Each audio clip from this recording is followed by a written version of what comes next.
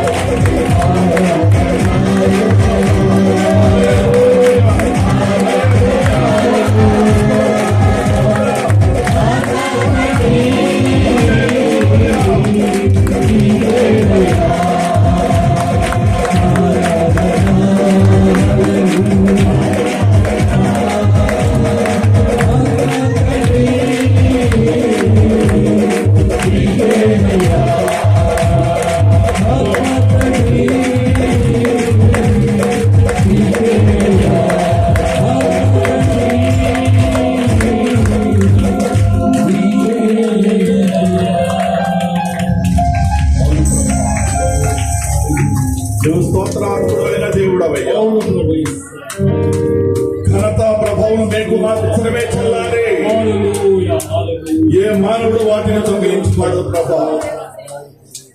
మేము మీ పాద సాన్నిధ్యంలో నిలిచినామంటే అది కేవలం మీ కొరకు మాత్రమే. ఈ దినమును చూడలేనటువంటి వారు అనేక మంది ఉన్నారు ప్రభువా. మమ్మల్ని అయితే మీరు సజీవుల గుంపులో దాచి నా దేవుడు, మీరు మాకు కావాలయ్యా, మీరు మాకు అవసరము ప్రభువా. వ్యర్థమైన బ్రతుకులను సరిచేసి మమ్మలను నా ప్రభా సన్మార్గంలో నడిపించే దేవుడు నీవే. నీవు మాత్రమే మాకు అవసరత ప్రభువా. మేము గడ్డి పోసు కంటే అల్పమైన వారము, అంతలో కనబడి అంతలో ఆవిరయ్యేటువంటి మా బ్రతుకులను మీరు దత్తల్లా చేస్తున్న దేవుడము కనుక మీరు మాకు అవసరత ప్రభువా.